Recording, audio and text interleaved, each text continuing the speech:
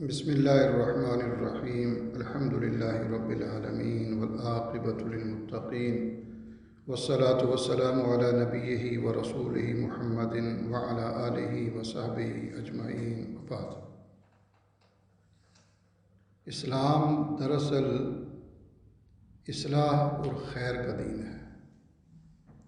یہ کسی بھی شخص یا کسی بھی معاشرے اور سوسائٹی کی اصلاح کرتا ہے، اور جتنا کوئی شخص یا معاشرہ یا سوسائٹی اسلام سے دور ہوگی اتنا ہی وہ اصلاح اور خیر سے محروم ہوگا۔ سب سے بڑی اصلاح یا سب سے بڑی خیر توحید ہے، اور اسلام کی سب سے پہلی اور بڑی اور میجر جو دعوت ہے وہ دعوت توحید ہے۔ جس شخص میں توحید ہو یا جس معاشرے میں جس سوسائٹی میں توحید ہو وہاں شرک نہیں ہوتا، اور جس معاشرے میں سنت ہو یا جس شخص میں سنت ہو اس شخص میں یا اس معاشرے میں بدعات اور خرافات نہیں ہوتی۔ تو کتنی بڑی زبردست یہ چیز ہے توحید اور سنت۔ اس کو آپ تھوڑا سا اپوزٹ کر کے دیکھ لیں کہ جس معاشرے میں یا جس شخص میں توحید نہیں وہ شرک کی دلدل میں پھنسا ہوا ہے، اور جس آدمی یا جس شخص یا جس معاشرے میں سنت نہیں یا سنت کا شعور یا سنت کی تعلیم یا سنت پر عمل نہیں ہے وہ شخص اور وہ معاشرہ اور وہ سوسائٹی بدعات، خرافات اور رسومات میں جکڑی ہوئی ہے اور گری ہوئی ہے۔ اس لیے نبی علیہ الصلوۃ والسلام نے سب سے پہلے اسی توحید کی طرف دعوت دی ہے۔ صرف نبی علیہ الصلوۃ والسلام نے نہیں بلکہ جتنے بھی رسول آئے ہیں، سب کے سب کی پہلی جو دعوت ہے وہ دعوت اللہ یعنی دعوت التوحید ہے۔ اور یہ اللہ تعالیٰ کا بہت کرم ہے کہ اللہ تعالیٰ نے اس دین کو بڑا سادہ اور سمپل رکھا ہے کہ توحید کی طرف دعوت دینی ہے، توحید پر عمل کرنا ہے، اور یہ عبادت ہے۔ توحید کی طرف دعوت دینا، توحید پر عمل کرنا، یہی عبادت ہے۔ اور اللہ تعالیٰ نے قرآن مجید میں فرمایا کہ وما خلقت الجن والانس الا لیعبدون، کہ میں نے جنوں اور انسانوں کو اپنی عبادت کے لیے پیدا کیا۔ اور عبادت سے مراد کیا ہے؟ توحید کی طرف۔ عبادت تو مشرک بھی کرتا ہے، مشرکین مکہ بھی عبادت کیا کرتے تھے، تو عبادت سے مراد اللہ تعالیٰ کی توحید ہے۔ زمانہ گزرنے کے ساتھ ساتھ لوگوں نے ایک اور نعرہ لگایا کہ بھئی اقامت دین کی تنظیمیں کھڑی کی اور اقامت دین کا کام شروع کرو۔ بھئی اقامت دین یہ نبیوں کی دعوت تھی نہیں، اقامت دین نبیوں کی دعوت نہیں رہی ہے۔ سارے نبیوں کی دعوت قرآن مجید میں موجود ہے کہ انہوں نے کہا یا قوم اعبدوا اللہ۔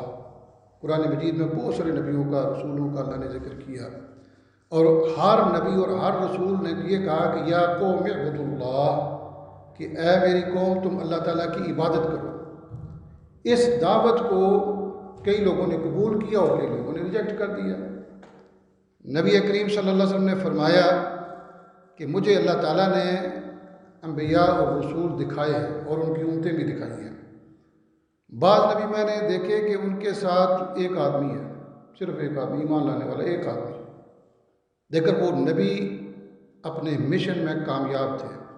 کیا مشن تھا؟ دعوت اللہ۔ لیکن ماننے والے کتنے لوگ ہیں؟ ایک۔ اور کسی کے ساتھ دیکھا 2، کسی کے ساتھ دیکھا 3، کسی کے ساتھ کوئی تھوڑا سا گروہ، کسی کے ساتھ دیکھا تو ایک بھی نہیں ہے۔ ایسے نبی میں مجھے دکھائے گئے، رسول دکھائے گئے جن نبیوں کی دعوت کو ماننے والا کوئی بھی نہیں تھا سوائے اس نبی کے، ایک ہی شخص اکیلا۔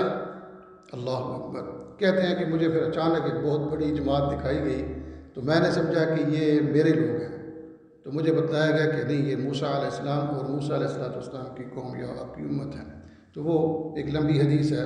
تو یعنی اصل جو دعوت ہے یا آسان دعوت ہے وہ دعوت اللہ ہے۔ جب معاشرے میں دعوت اللہ یعنی معاشرے میں توحید عام ہو جائے، کسی بھی معاشرے میں جب بھی یہ توحید عام ہوئی ہے، جب بھی آپ ہسٹری میں اس کو دیکھ لیں، جب بھی یہ توحید عام ہو جائے وہاں اللہ تعالیٰ کے دین کی حکومت قائم ہو جاتی ہے۔ اور جس معاشرے میں توحید سائڈ پر چلی جائے، وہاں توحید کا فقدان ہو جائے، ایک نہیں 1,00,000 تنظیمیں کھڑی کر وہ اقامت دین کے لیے نہیں کامیاب ہوتی۔ اس کی وجہ کیا ہے کہ جو اصل چیز ہے وہ مفقود ہو گئی ہے، وہ ختم ہو گئی ہے۔ تو اصل چیز کیا ہے؟ دعوت اللہ، یعنی دعوت اللہ کا معنی کیا ہے؟ توحید کی دعوت۔ اور اللہ تعالیٰ نے قرآن مجید میں اس بات کا اعلان کروایا ہے اپنے نبی کریم صلی اللہ علیہ وسلم سے۔ اللہ تعالیٰ نے فرمایا کہ کل، اے پیغمبر کہہ دیجئے، آپ فرما دیجئے۔ یہ سب سے پہلا خطاب نبی اکرم صلی اللہ علیہ وسلم کو ہے، اس کے بعد ہر مومن کو ہے۔ ہر مومن کا یہ کلمہ ہے، اور ہر مومن کو یہ حکم ہے کہ وہ کہے، چاہے وہ کسی درجے کا ہو، وہ یہ کہے کیا کہ ھذہ سبیلی، یہ اسلام میرا راستہ ہے۔ ادعو الی اللہ، اس اسلام میں ہے کیا کہ میں اللہ تعالیٰ کی طرف دعوت دیتا ہوں۔ کون دعوت دیتا ہے؟ اللہ کا نبی، اللہ کا پیغمبر، اللہ کے رسول۔ اور فرمایا کہ ومن اتبعنی، میرے جتنے فالوور ہیں، میرے پیروکار ہیں، میری اتباع کرنے والے ہیں، وہ سارے کے سارے دعوت اللہ دینے والے ہیں۔ دعوت اللہ، اور دعوت اللہ کا معنی کیا ہے؟ توحید کی طرف دعوت۔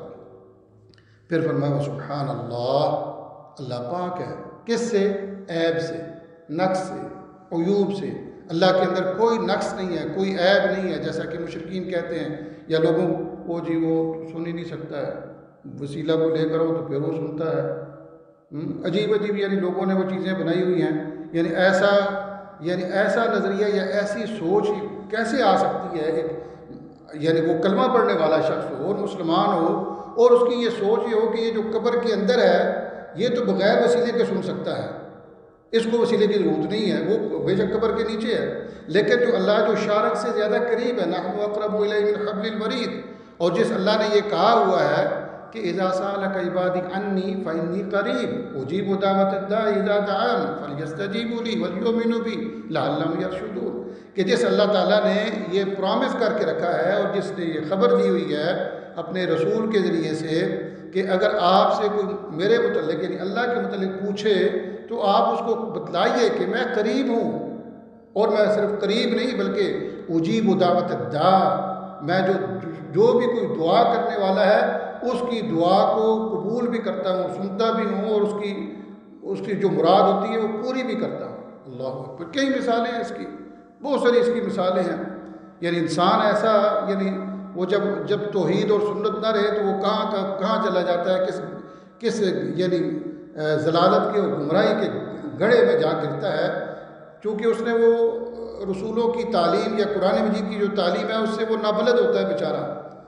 اب دیکھیں کہ اللہ تعالیٰ نے حضرت سلیمان علیہ السلام کا ایک ذکر کیا ہے، قرآن مجید میں ایک واقعہ بیان کیا ہے، اور وہ ایک مرتبہ نکلے اپنی قوم کے ساتھ کہ بارش کے لیے دعا کرنی ہے۔ لوگ ظاہر ہے کہ بارش جب رک جائے تو وہ نکلے کہ چلو باہر نکل کر دعا کرتے ہیں۔ ہمارے ہاں اس کا تصور نہیں، ہمارے ہاں تو یہ ہے کہ بھئی بارش جو ہے نا وہ موسم سے اس کا تعلق ہے، موسم وہ ٹھیک ہوگا یا کوئی آبی بخارات بنے گے تو پھر وہ بارش ہوگی۔ ہمارے ہاں تو سائنس نے اس طرح کا چکر دے دیا ہے نا، تو پھر وہ ٹھیک ہے جی وہاں نہیں ہے، ابھی بخارات نہیں بنے۔ تو اس وقت یہ نہیں تھا، اس وقت یہ تھا کہ یہ جو بارش کا رک جانا ہے یا بارش کا آنا ہے یہ سارا کا سارا اللہ کے اختیار میں ہے۔ اللہ تعالیٰ اپنی رحمت کرتا ہے تو بارش برساتا ہے، رحمت کو روکتا ہے تو بارش کو روک لیتا ہے۔ اللہ کی رحمت پانے کے لیے اللہ سے تعلق جوڑنا پڑتا ہے، اللہ سے دعا کرنی پڑتی ہے۔ اس وقت یہ سوچ تھی اور یہ عقیدہ اور یہ عمل تھا۔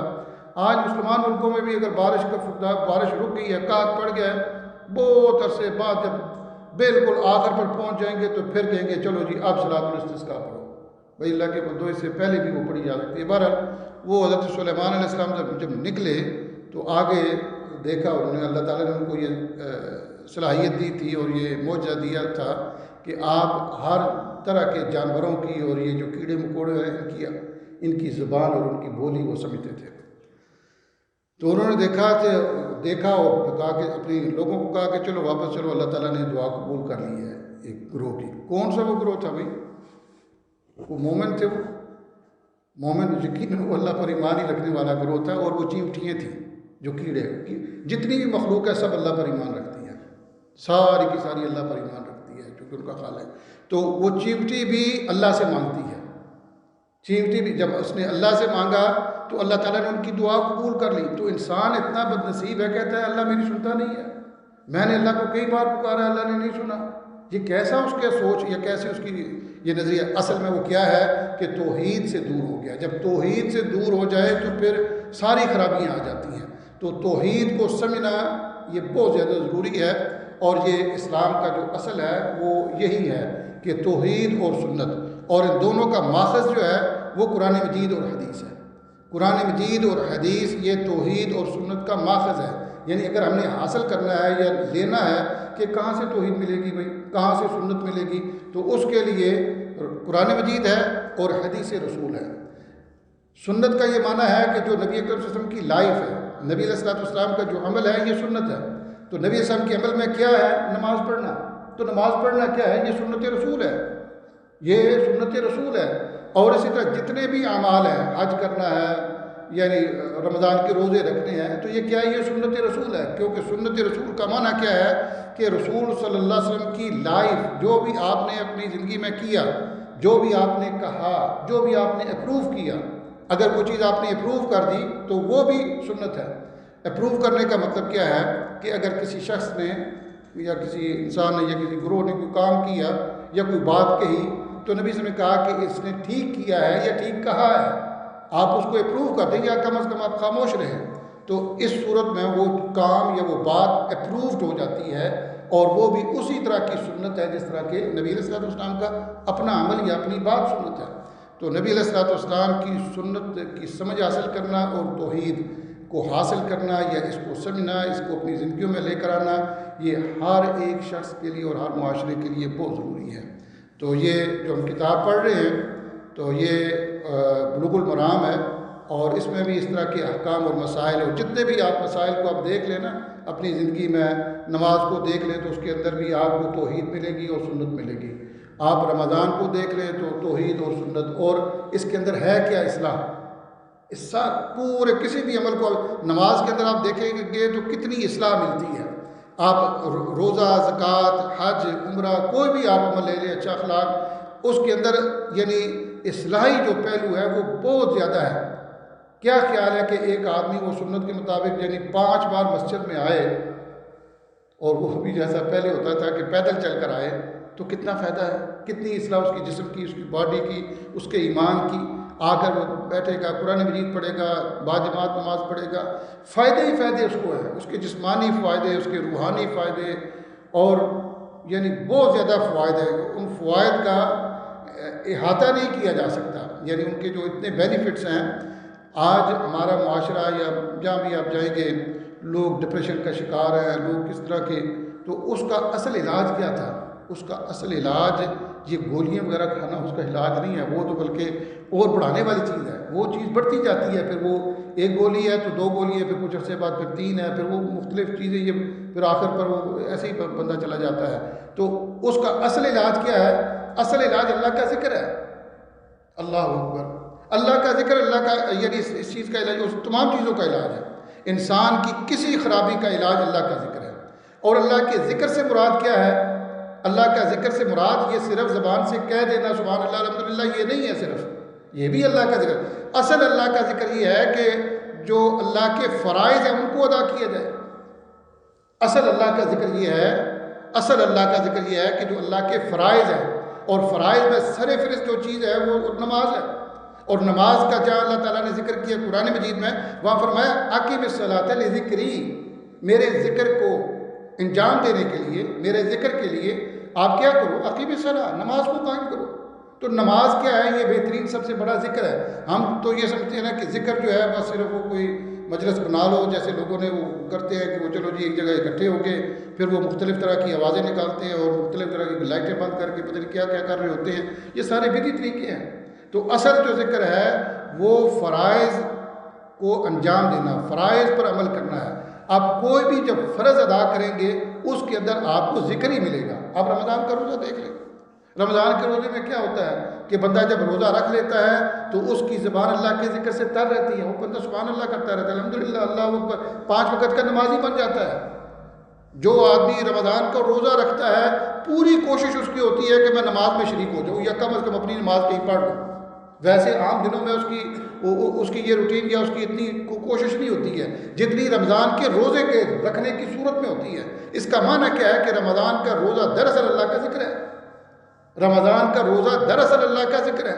تو آپ دیکھ لیں کہ رمضان کا روزہ پھر یعنی عام لوگوں کو کہنا کہ رات کو 8 رکعتیں پڑھو، میرے سمیت کوئی بھی مشکل ہے یعنی پڑھے 8، لیکن رمضان میں بڑی شوق سے اتنی خوشی سے کہ مسجدیں بھر جاتی ہیں، تراویح کی نماز میں مسجدیں بھر جاتی ہیں۔ یہ کیا چیز ہے؟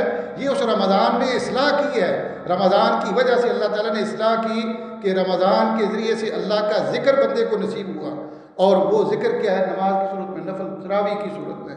قرآن جو آدمی کبھی بھی قرآن مجید کو کھولتا نہیں ہے، پڑھتا نہیں ہے، آپ دیکھتے ہوں گے کہ جب آتے ہیں مسجد میں تو ماشاءاللہ اس نے قرآن مجید کھولا ہے، قرآن مجید پڑھ رہا ہے، قرآن مجید یعنی رمضان میں۔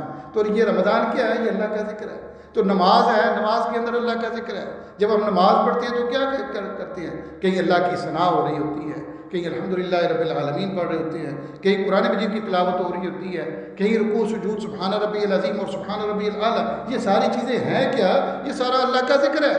تو اصل اللہ کا ذکر یہ تھا، ہم نے اللہ کا ذکر کچھ اور بنا لیا۔ ہاں، اس اللہ کے ذکر کے ساتھ ساتھ جو اللہ کا ذکر یعنی فرائض کی صورت میں جو بڑا ذکر ہے اور جو اصل ذکر ہے، اس ذکر کے ساتھ ساتھ جو دوسرا نفل ذکر ہے کہ چلتے پھرتے سبحان اللہ الحمدللہ اللہ اکبر لا الہ الا اللہ ولا حول ولا قوت الا باللہ، یہ ذکر کرتے رہنا۔ اور نبی صاحب نے ایک صحابی کو نصیحت کرتے ہوئے یہ کہا تھا کہ ولا یزال لسانک رطبا من ذکر اللہ، کہ تیری جو زبان ہے نا یہ ہمیشہ اللہ کے ذکر سے تر رہے۔ اور آپ تجربہ کر لیں، آپ یقین کر لیں، تجربہ کر لیں، آپ دیکھ لیں آپ کہ جو شخص 5 وقت کا نمازی نہ ہو وہ کبھی اس کو نصیب ہی نہیں ہوتا کہ اس کی زبان اللہ کے ذکر سے تر ہو۔ اللہ کے ذکر یعنی سبحان اللہ کہنے والا آپ کو صرف وہی ملے گا جو نماز کا جو پابند ہوگا، تو وہ اللہ کا ذکر کثرت کے ساتھ کرے گا۔ تو اللہ کا ذکر جو ہے یہ دراصل جو فرائض ہیں ان کی ادائیگی کا نام ہے۔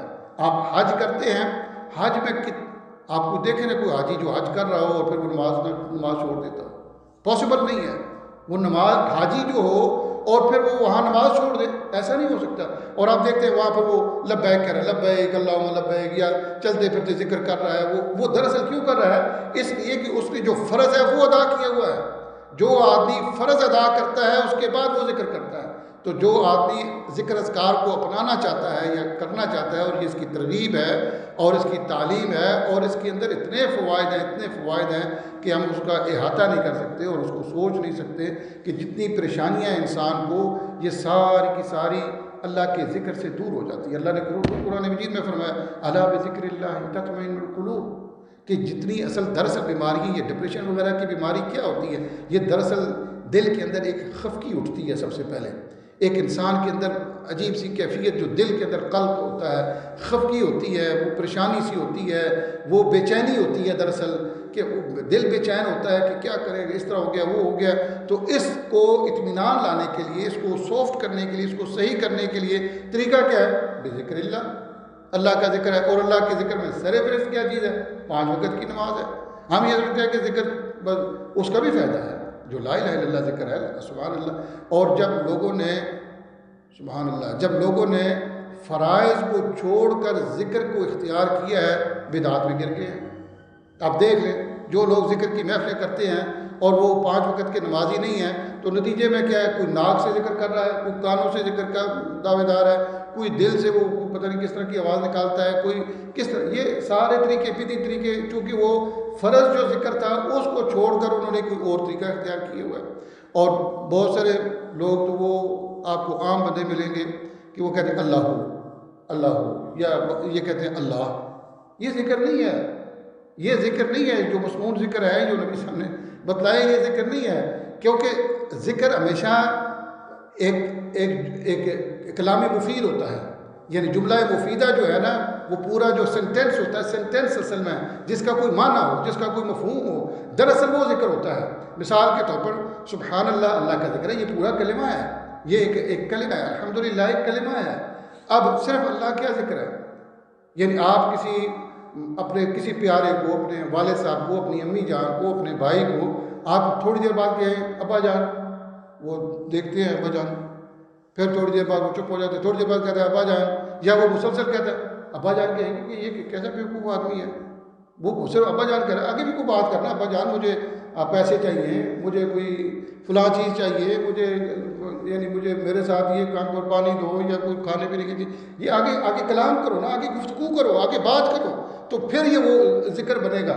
ایسا تو نہیں ہے نا کہ صرف اللہ تو قریب ہے، اللہ متوجہ ہے، بات کر اللہ سے، کیا کرنا چاہتا ہے، اللہ سے مانگ، اللہ سے دینے والا ہے، صرف تو اللہ اللہ کر رہا ہے، اللہ سے مانگ اللہ تو مجھے رزق دے، اللہ تو مجھے اولاد دے، اے اللہ تو مجھے شفا دے بیماریوں سے، اے اللہ تو مجھے دین دے، اللہ مجھے تو ایمان دے، اے اللہ مجھے تو اچھی اولاد دے، اللہ سے تو مانگ، اللہ کی یا تو تعریف کر یا اللہ سے کچھ مانگ، دونوں چیزیں ہیں۔ جیسے لا الہ الا اللہ کتنا بہترین ذکر ہے، اس کو چھوڑ کر لوگوں نے اللہ ہو شروع کر، اللہ ہو بھئی اللہ وہ کیا ہے، اللہ لا الہ الا هو الحی القیوم، اللہ وہ ذات ہے جس کے علاوہ کوئی معبود پر حق نہیں ہے، یہ اصل ذکر ہے۔ اس ذکر کو چھوڑ کر انہوں نے اللہ نکال لیا، کسی نے اللہ نکال لیا، کوئی ضربے لگا رہا ہے، کوئی کیا کر، اس کی اصل بنیادی وجہ یہ ہے کہ جو اصل ذکر تھا اور اصل ذکر سے بہت سارے لوگ ناواقف ہیں، اور اصل ذکر کیا ہے، فرائض کی پابندی، فرائض میں سے سر فہرست نماز ہے، اور نماز ہی دراصل اللہ کا ذکر ہے، اور اس کے اندر آپ کہیں بھی آپ چلے جائیں، آپ اس کے رکوع کو دیکھیں، اس کے تشہد کو دیکھیں، اس کے سجدے کو دیکھیں، اس کے قیام کو دیکھیں، آپ کو اللہ کا ذکر ملے گا، اور اس کے اندر اللہ تعالیٰ نے بڑے فائدے رکھے ہیں، اور اس کتاب کا جو چیپٹر ہے یہ اسی سے یعنی یہی اللہ کے ذکر کے حوالے سے ہے۔ یہ 2-3 حدیثیں ہم پڑھتے ہیں جتنی آج پڑھ سکتے ہیں۔ یہ حدیث حضرت معاذ بن جبل رضی اللہ تعالیٰ عنہ سے مروی ہے، فرماتے ہیں کہ رسول اللہ صلی اللہ علیہ وسلم نے ارشاد فرمایا، ما عمل ابن آدم عملا انجلہ من عذاب اللہ، سبحان اللہ، من ذکر اللہ، اخرجہ ابن ابی شیبہ والطبرانی باسناد حسن۔ یہ حسن درجے کی حدیث ہے۔ نبی علیہ الصلوۃ والسلام نے ارشاد فرمایا کہ ابن آدم کا یعنی انسان کا کوئی بھی عمل اس کو اللہ کے عذاب سے زیادہ نجات دینے والا نہیں ہے اللہ کے ذکر سے۔ اللہ کا ذکر ایسا عمل ہے جس کے ذریعے سے اللہ تعالیٰ بہت زیادہ بندے کو نجات دیتے ہیں، بہت زیادہ نجات۔ اور نجات کیا ہے؟ دنیا کی تکلیفیں، مصیبتیں، بیماریاں، آزمائشیں، اور اللہ کے آخرت کے عذاب، قبر کے عذاب، یہ ساری چیزیں، یہ سارے دراصل امتحانات اور آزمائشیں، یہ ساری چیزیں اس میں، اور ان کا سب کا مداوع کرنے والا، سب کا علاج کرنے والا، سب سے نجات دینے والا وہ چیز کیا اللہ نے رکھی ہے؟ اللہ کا ذکر۔ تو اللہ کا ذکر کیا ہے؟ اللہ کا ذکر فرائض کی پابندی ہے، اور اس کے ساتھ ساتھ زبان کو ہمیشہ تر رکھنا، اللہ کے ذکر سے چلتے پھرتے، سبحان اللہ، جو ذکر سکھلائے گئے ہیں، جو ذکر نبی صلی اللہ علیہ وسلم نے بتلائے ہیں، اور فرمایا سبحان اللہ، الحمدللہ، اللہ اکبر، لا حول ولا قوت الا باللہ، لا الہ الا اللہ، کوئی بھی اس طرح کی جو ذکر ہے۔ اسی طرح یہ اگلی حدیث ہے، حضرت ابو ہریرہ رضی اللہ تعالیٰ عنہ سے مروی ہے، فرماتے ہیں کہ رسول اللہ صلی اللہ علیہ وسلم نے ارشاد فرمایا، ما جلس قوم مجلسا یذکرون اللہ فیہ الا حفتهم الملائکہ وغشیتهم الرحمہ وذکرهم اللہ فی من عنده، اخرجہ مسلم۔ یہ صحیح مسلم کی حدیث ہے۔ نبی علیہ الصلوۃ والسلام نے فرمایا کہ کوئی قوم ایسی نہیں کہ جو مجلس میں ہو، مجلس بیٹھے جیسے ماشاءاللہ ہم بیٹھے ہوئے ہیں، یا نماز میں ہم بیٹھتے ہیں، یا کوئی بھی رمضان ہو اس میں ہم بیٹھ جاتے ہیں، یا حج ہو اس میں ہم اکٹھے ہو جاتے ہیں، یا عید کی نماز ہو اس میں ہم اکٹھے ہو جاتے ہیں، اور پھر اس میں اللہ کا ذکر کریں۔ اللہ کا ذکر، یہ قرآن مجید کی تعلیم اللہ کا ذکر ہے، حدیث کی تعلیم اللہ کا ذکر ہے، نماز روزہ کرنا یہ اللہ کا ذکر ہے، یہ ساری چیزیں اللہ کے ذکر میں سے ہیں۔ اور اللہ کا ذکر کی صرف تعلیم نبی صلی اللہ علیہ وسلم نے نہیں دی، بلکہ اس کا عملی تصویر، یعنی عملی طور پر اس کو کر کے دکھایا ہے کہ یہ ہے اللہ کا ذکر۔ تو نبی علیہ الصلوۃ والسلام نے کبھی کوئی ایسی محفل مجلس نہیں لگائی جس میں صحابہ کرام نے نبی صلی اللہ علیہ وسلم سمیت کوئی ایسی آوازیں نکالی ہو، جی یہ دل سے آواز نکل رہی ہے، یہ ناک سے، یہ کان سے، یہ فلاں جسم سے، یہ وہ سر ادھر ادھر مار رہے ہیں۔ ایسا نبی صلی اللہ علیہ وسلم کی تعلیم سے کیا، وہ کیا تعلیم کے نبی صلی اللہ علیہ وسلم فرامین آپ دیتے تھے، فرامین جاری کرتے تھے، احادیث کی آپ کی جو بھی بات ہوتی تھی وہ احادیث کی صورت میں ہوتی تھی، آپ لوگوں کی کو تعلیم دیتے، ان کی تربیت کرتے، آپ ان کو نماز کی ترغیب دیتے, آپ ان کو نماز ہی نہیں پڑھاتے, اور اسی طرح باقی جو عبادات ہیں, یہ اللہ کا ذکر, یہ اللہ کی مجلس ہے, یہ اللہ کی محفل ہے. جو بھی اس طرح کی جس میں اللہ کا ذکر ہو, اس طرح یعنی اللہ کے قرآن مجید کی تعلیم ہو, حدیث کی تعلیم ہو, نماز کی محفل مجلس ہو, کوئی بھی اس طرح رمضان تراویح سارا کچھ اس کے اندر ہے. جب وہ ایسا ہو جائے تو کیا ہوتا ہے, الا حفتہم الملائکہ, اللہ ان پر فرشتے بھیجتا ہے اور فرشتے ان پر سایہ کر دیتے ہیں. اللہ اکبر, یہ صحیح مسلم کی حدیث ہے. وغشیتہم الرحمہ, اور اللہ کی رحمت ان کو ڈھانپ لیتی ہے. سبحان اللہ, کتنی بڑی فضیلت اور کتنا بڑا عظیم ذکر. وذکرہم اللہ, پھر اللہ ان لوگوں کا ذکر کرتا ہے. کہاں بھی ذکر کرتا ہے, فی من عندہ, جو اللہ کے پاس ہے. اور اللہ کے پاس کون ہے, فرشتے ہیں. تو اس سے یہ پتہ چلتا ہے اللہ تعالیٰ بات کرتا ہے, اللہ تعالیٰ ان سے بات کرتا ہے, تذکرے کرتا ہے, اللہ کلام ان سے کرتا ہے. بعض لوگوں کا یہ خیال ہے کہ اللہ تعالیٰ کلام نہیں کرتا. یہ بڑے یعنی انسان بڑا عجیب ہے. یعنی ہمارے مسلمانوں میں سے بعض لوگوں کا خیال ہے کہ اللہ کلام نہیں کرتا ہے, نہ کر سکتا ہے. وہ کہتے ہیں کہ اللہ کے کلام کرنے کا مطلب یہ ہے کہ اللہ کلام کو پیدا کرتا ہے, پھر پیدا کرتا ہے تو وہاں سے پھر آواز آتی ہے. اللہ خود کلام نہیں کر. بھئی اللہ تعالیٰ نے سب کو بولنے کی توفیق دی ہے, تو یہ اللہ کیسا ہے کہ جو اللہ کلام ہی نہیں کر سکتا ہے, تو اللہ کلام کرتا ہے. اللہ نے خود قرآن مجید میں اس بات کی وضاحت کی ہے. فرمایا کہ وَإِذِ اسْتَجَارَكَ مِنَ الْمُشْرِكِينَ, کہ اگر آپ سے کوئی مشرک پناہ طلب کرے, فَأَجِرْهُ حَتَّى يَسْمَعَ كَلَامَ اللَّهِ, حَتَّى يَسْمَعَ كَلَامَ اللَّهِ, یہاں تک کہ وہ اللہ کی کلام کو سنے. تو اللہ تعالیٰ نے کلام کیا ہے, فرشتوں سے اللہ کلام کرتا ہے, جیسے اس حدیث میں ہے. اسی طرح اسی ایک حدیث پڑھتے ہیں اور پھر انشاءاللہ اس کے بعد رمضان کا انشاءاللہ وہ ریمائنڈر شروع ہوں گے انشاءاللہ, تو وہ بھی انشاءاللہ مفید رہیں گے. یہ حدیث حضرت ابو ہریرہ رضی اللہ تعالیٰ عنہ سے مروی ہے. فرماتے ہیں رسول اللہ صلی اللہ علیہ وسلم نے ارشاد فرمایا, ما قعد قوم مقعدا لم يذكروا الله فيه ولم يصلوا على النبي الا كان عليهم حسرة يوم القيامة. کوئی قوم بیٹھتی ہے پھر اس میں اللہ کا ذکر نہ کرے, ویسے بیٹھی ہے لوگ جیسے پوڑیوں میں بیٹھتے ہیں, یا ویسے لوگ ادھر ادھر بیٹھتے ہیں گپے پہ لگانے کے لیے, تو وہ اس میں اللہ کا ذکر نہ ہو. ایسی مجلس یا ایسا بیٹھنا, ایسا اجتماع جس میں اللہ کا ذکر نہ ہو اور اس میں نبی علیہ الصلوۃ والسلام پر صلات نہ ہو, درود نہ ہو, تو فرمایا الا کان علیہم حسرۃ یوم القیامہ, قیامت کے دن یہ افسوس والی یہ چیز ہوگی. اس پر بندہ افسوس کرے گا کہ میں کیوں بیٹھا تھا, میں کیوں یہ اس طرح کے کام کیے کہ آج مجھے ندامت ہو رہی ہے. یعنی قیامت کے روز ندامت کا سبب اور ذریعہ ہوگا.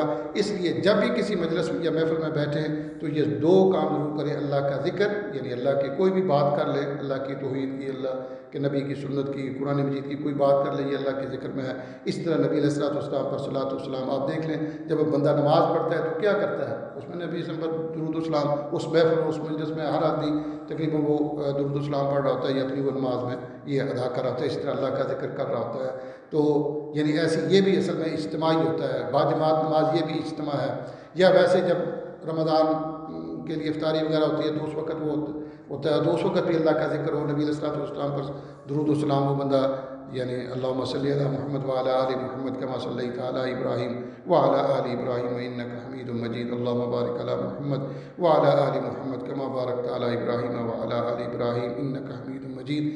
یہ بھی درود ہے, اور سب سے جو مختصر ترین درود ہے وہ بھی حدیث میں موجود ہے, اور وہ ہر اس حدیث میں آپ بار بار سنتے رہتے ہیں کہ جب کوئی صحابی حدیث بیان کرتے ہیں تو اس کے بعد کہتے ہیں قال رسول اللہ صلی اللہ علیہ وسلم. تو صلی اللہ علیہ وسلم یہ حدیث ثابت شدہ درود ہے. صلی اللہ علیہ وسلم یہ مستقل درود ہے, اور یہ کافی درود ہے. یعنی وہ نبی علیہ الصلوۃ والسلام کے لیے جو صلات کا حکم ہے وہ اس کے اندر پایا جاتا ہے. تو یہ بھی یعنی درود ہے. بہت سارے لوگوں کو یہ معلوم نہیں ہے کہ یہ بھی درود ہے, حالانکہ یہ ہر حدیث کی کتاب, ہر حدیث کے ساتھ یہ موجود ہوتا ہے کہ جب بھی کوئی صحابی بیان کرتے ہیں تو وہ کہتے ہیں کہ اللہ کے رسول, اور پھر وہ نبی اسلام پر صلات بھیجتے ہیں, اور وہ صلات کیا بھیجتے ہیں, صلی اللہ علیہ وسلم. تو کوئی بھی محفل ہو, گھر کی یا ویسے کسی جگہ بیٹھے ہوں, تو یہ کام ضرور ہونا چاہیے کہ اللہ کا ذکر اور نبی علیہ الصلوۃ والسلام پر درود. اللہ تعالیٰ نے سمجھے